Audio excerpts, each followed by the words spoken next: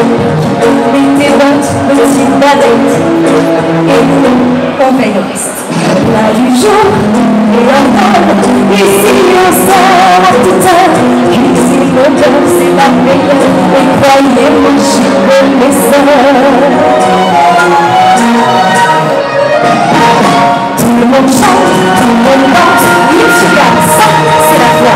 Quand on dit ça vaut mieux d'un de prenez notre programme, mais quand vous l'aurez lu, on fera la fête sur la foi, ce sera chouette.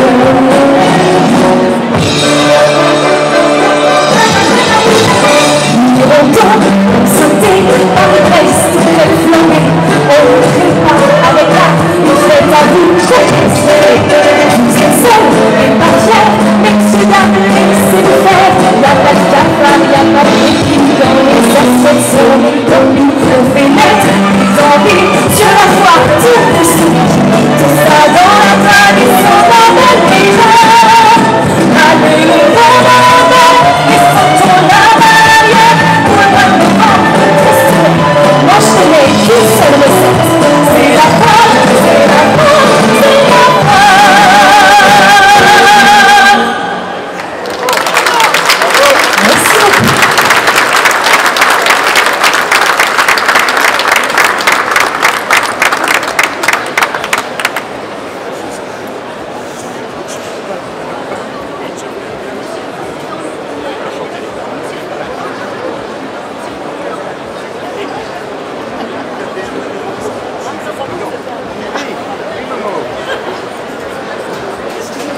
Merci beaucoup. Ah, mais c'est là-bas, oui, ça m'intéresse.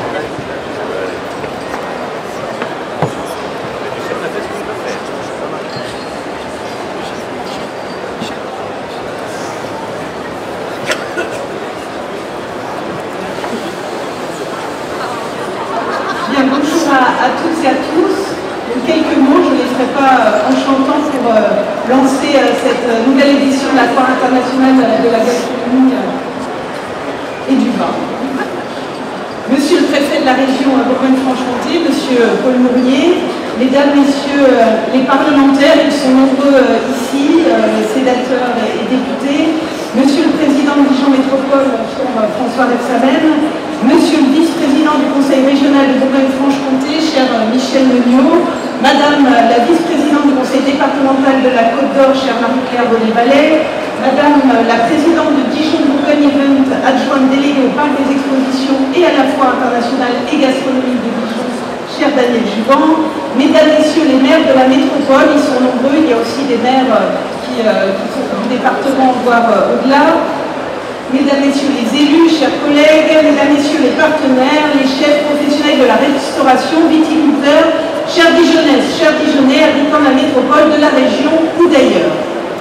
Le plaisir de la table est de tous les âges, de toutes les conditions, de tous les pays et de tous les jours. Tel est le 7e des 20 préceptes énoncés en 1826 par Jean-Anthème Brillat-Savarin. Eh bien aujourd'hui, je mets quiconque au défi de trouver un contexte plus approprié que cette foire internationale et gastronomique de Dijon pour mesurer la justesse de cette maxime. Et c'est précisément cet esprit d'ouverture, d'universalité, de partage que nous célébrons ici chaque automne. Et cela poursuit l'ambition de Gaston Gérard qui, en 1921, instaura cette édition. Lui qui, maire de l'époque, voulait affirmer Dijon comme capitale de la gastronomie et du vin, comme cœur battant du bien manger et du bien boire. Alors ce rang, Dijon le tient sans conteste et elle le doit à sa capacité à nourrir, si je puis dire, le dialogue entre savoir-faire de nos terroirs et savoir venus d'ailleurs. À Dijon, si nous accordons les mets et les vins, nous conjuguons avec autant d'habileté notre ancrage gastronomique local et notre ouverture sur les cultures culinaires du monde. Et c'est cela, déguster l'appétissante programmation de la foire de Dijon, c'est plonger au cœur de l'excellence des terroirs bourguignons, ce patrimoine qui fait notre fierté, comme en témoigne la richesse de cette table de Lucullus qui doit se trouver derrière nous à me voir. Tout en accomplissant un véritable voyage gustatif autour du globe. Alors cet art gastronomique que notre foire célèbre pendant 11 jours, eh bien nous le faisons vivre toute l'année à Dijon, et c'est en tout cas la vocation de notre cité internationale de la gastronomie et du vin, portée depuis son ouverture en mai 2022 par son pôle culturel.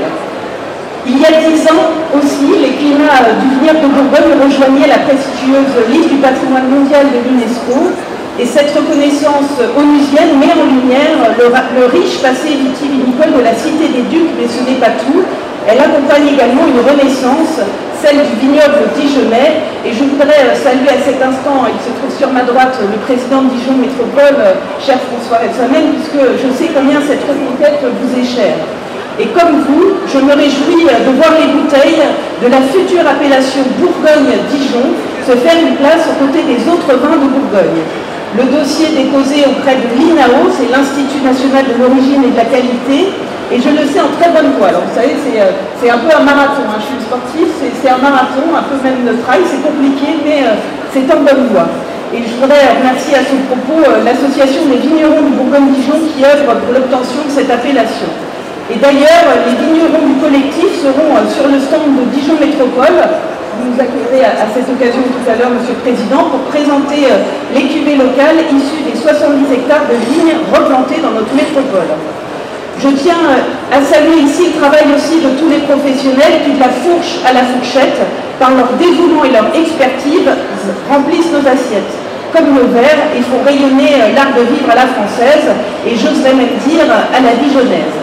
Et je pense en particulier aux agriculteurs et aux entreprises, je salue le président, il est devant moi de la Chambre d'agriculture, mais également les entreprises agroalimentaires implantées sur notre territoire.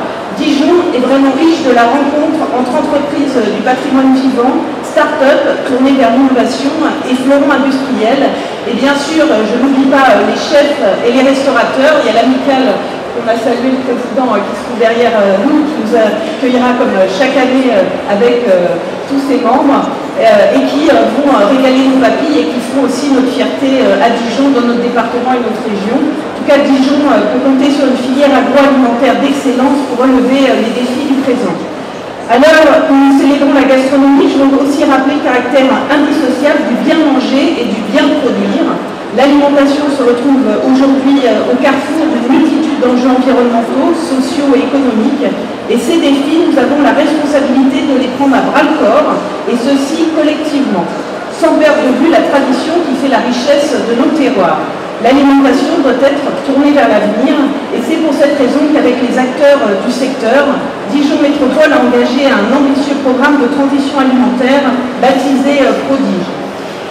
Maillon clé de cette démarche, la cuisine aussi célèbre, la cuisine dijonnaise célèbre cette année son 20e anniversaire, et je tiens à saluer la mobilisation de ces 51 agents, puisque chaque jour ils préparent 8000 repas qui sont sains, équilibrés et servis dans tous les restaurants scolaires de la ville. Et les visiteurs de la foire pourront d'ailleurs déguster le fruit de leur travail le 5 novembre prochain sur notre stand.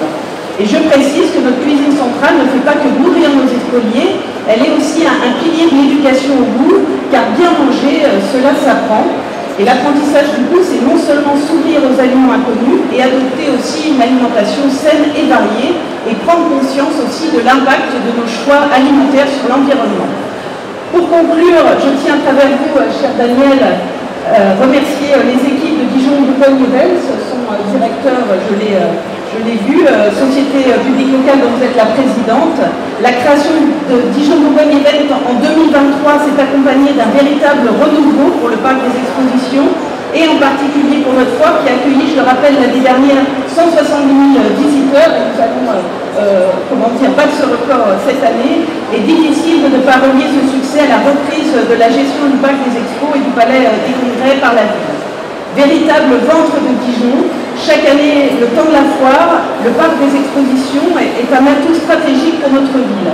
Et l'ambitieux projet de restructuration que nous avons voté lors du conseil municipal de mars dernier, que j'ai eu l'occasion de présenter à la presse ici même, eh bien, permettra d'adapter cet équipement, je rappelle, il date de 1956, aux évolutions du secteur de l'événementiel, et c'est ainsi que maintiendrons Dijon comme destination privilégiée des événements de grande envergure. Mesdames et messieurs, la Foire internationale et gastronomique de Dijon reste pour cette 95e édition fidèle à sa promesse originelle.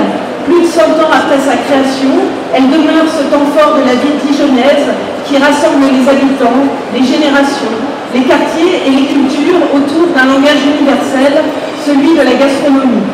Un langage qui suit la syntaxe culinaire, la grammaire sensorielle et la conjugaison aromatique, mais qui surtout se comprend partout dans le monde et sans traduction. 400 exposants, 4 destinations mises à l'honneur, une programmation aux petits oignons, une pincée compétition, une généreuse poignée de convivialité. Laissez mijoter le tout pendant 11 journées. Voilà la recette de la Foire internationale et gastronomique de Dijon. Et cette grande table, autour de laquelle habitants et visiteurs venus des 4 coins de la France se retrouvent chaque année pour étancher ensemble leur soif de partage. Je vous remercie et je vous souhaite une savoureuse Foire 2025.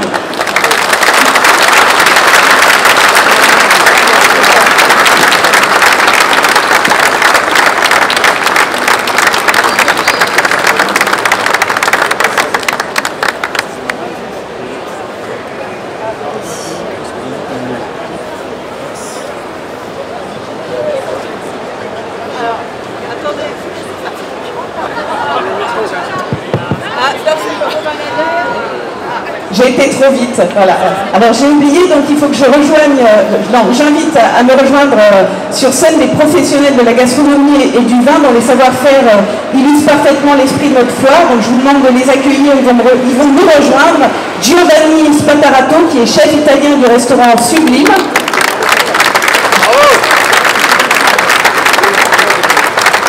Daniel Blanchard, président de l'Amicale des cuisiniers de la Côte d'Or. Daniel Noguera, président de l'Union départementale des artisans boulangers de Côte d'Or, connu sous le nom de Pibus. Patrick Morin, boulanger, l'ancien président de l'Amicale. Jean-Luc Torret, président de l'association des vignerons du Bourgogne-Dijon, qui nous aide pour l'appellation et qu'on remercie. Et puis Loïc N, vigneron du domaine du Vieux Collège à Marsalais.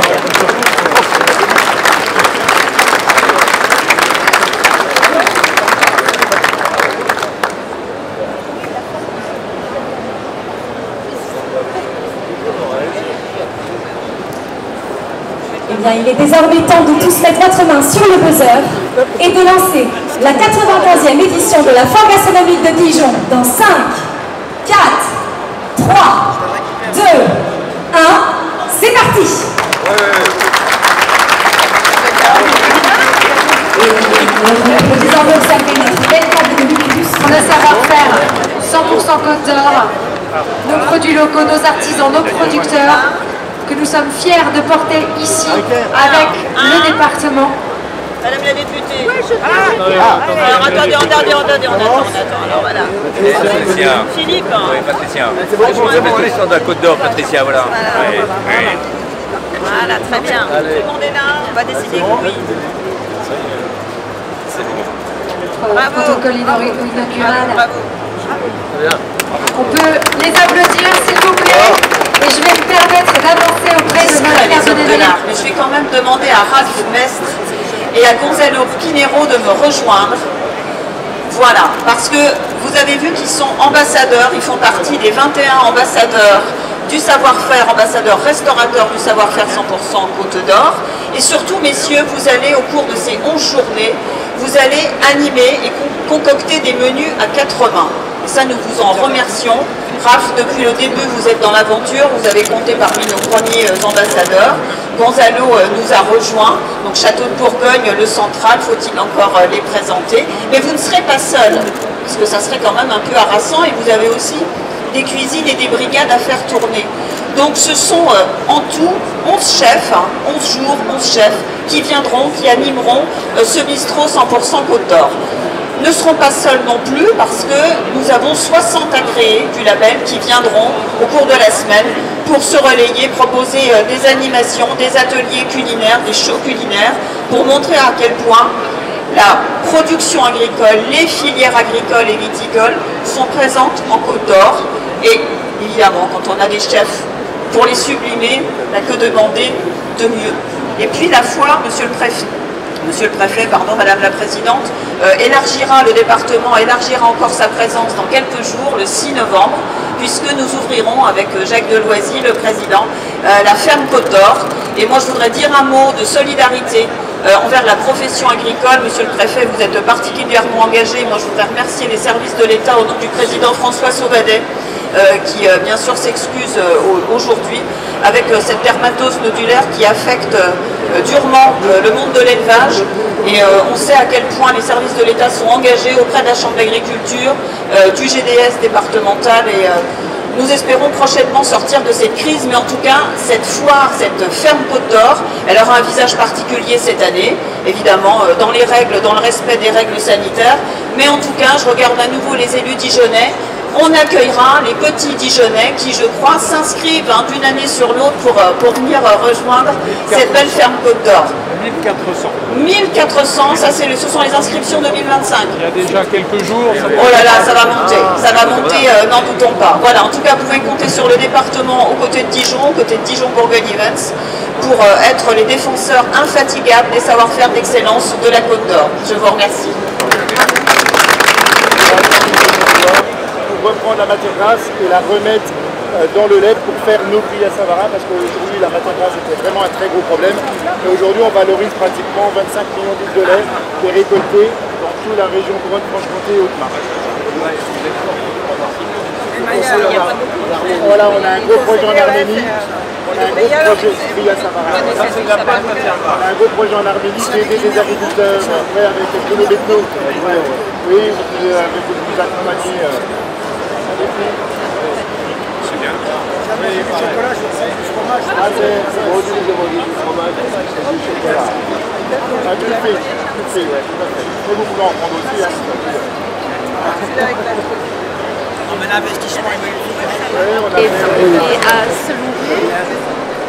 Qui est sous différentes versions. Donc ça c'est une version moderne. Celle-ci c'est la dernière version qui est sortie, qui permet de répondre à une attente du consommateur, c'est qu'elle puisse passer de la cuisine à table avec un design qui se permet de servir directement.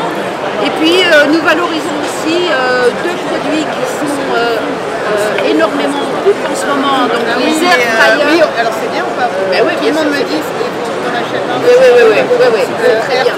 Les air fryers, ben, on va essayer d'aller jusqu'à l'air fryer. Et moi j'ai besoin d'un truc, tu mets tout. Et ben c'est à peu près ça, tu mets tout et voilà. Alors il y a deux, tu mets tout. Tu mets tout dans l'air fryer et ça chauffe, ça cuit, ça réchauffe. Et puis tu mets tout dans le cooker. Et là, il y a tout un principe d'accompagnement, des recettes, plat à plat, qui permet de faire exactement. Ah non, c'est l'air fryer. C'est l'air fryer. Alors, allez. Démonstration. On vous écoute. Donc l'air fryer, c'est une contenance de 9 litres qui fait l'équivalent en fait, qui peut remplacer un four traditionnel. Parce que là, avec ce produit-là, vous gagnez en énergie. Parce que vous n'avez pas le préchauffage, le temps de préchauffage.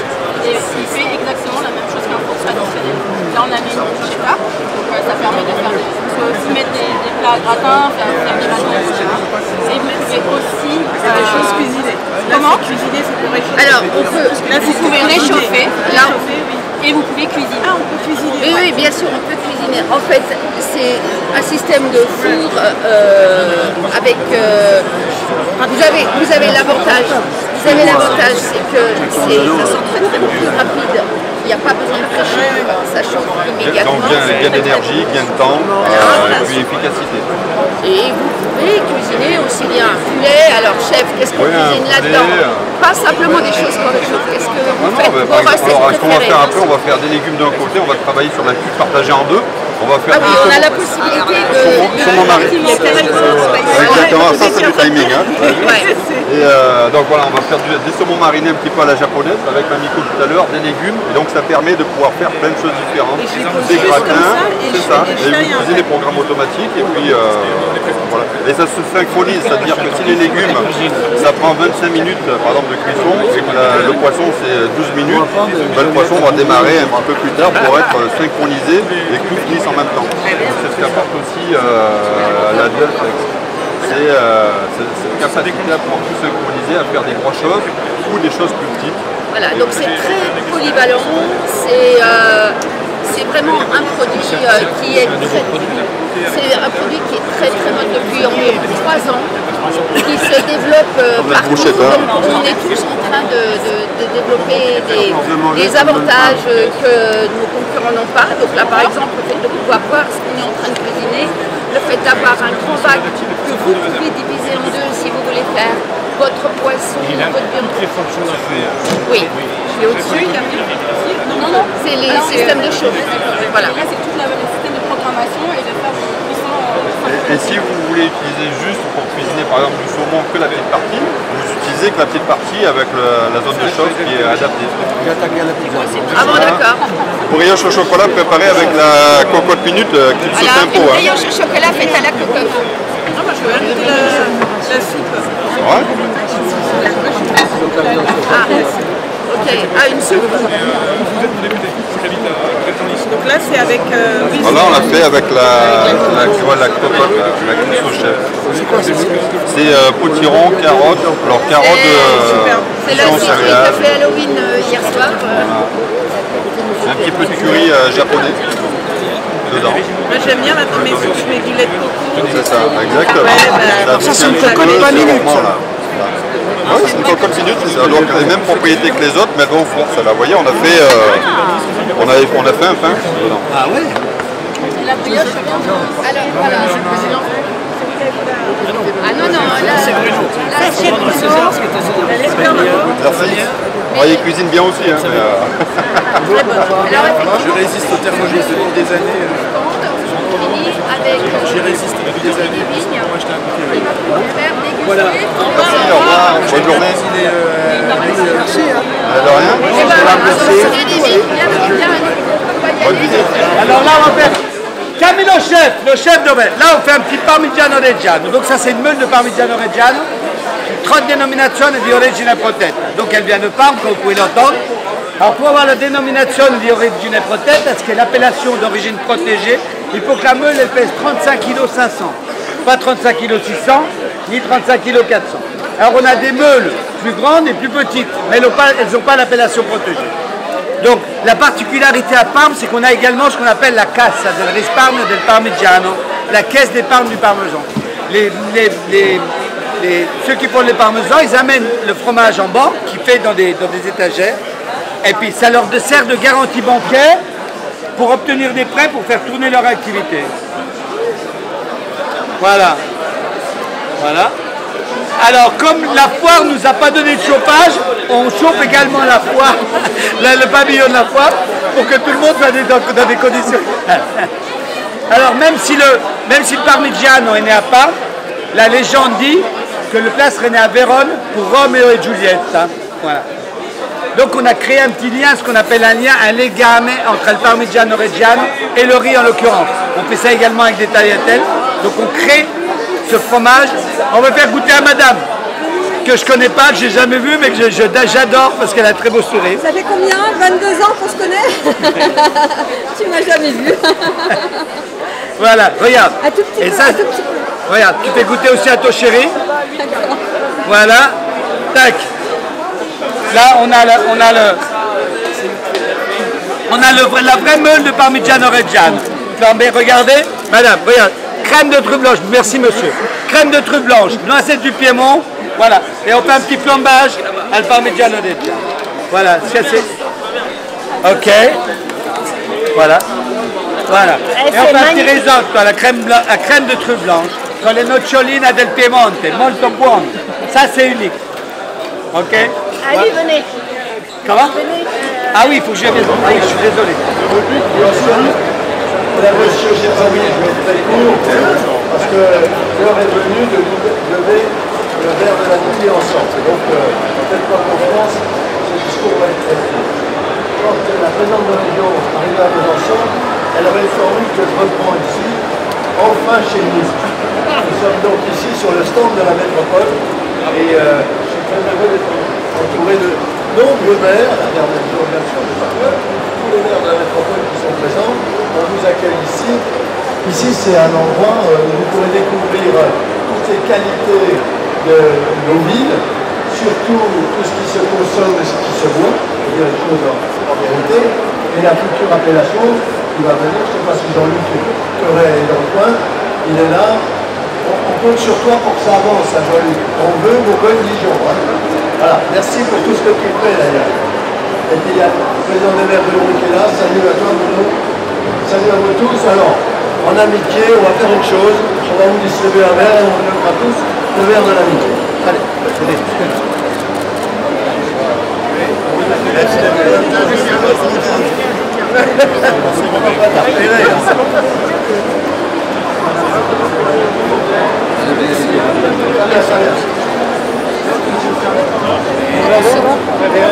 Madame va distribuer les verres avant.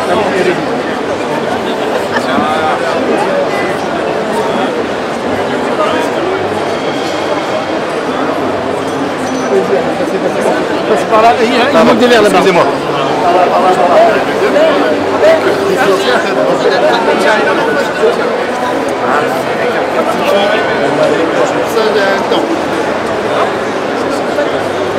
Attention, attention, attention, mets-toi.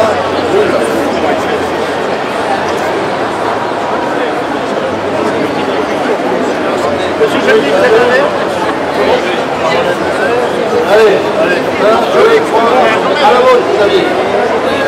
Bon appétit et large soif.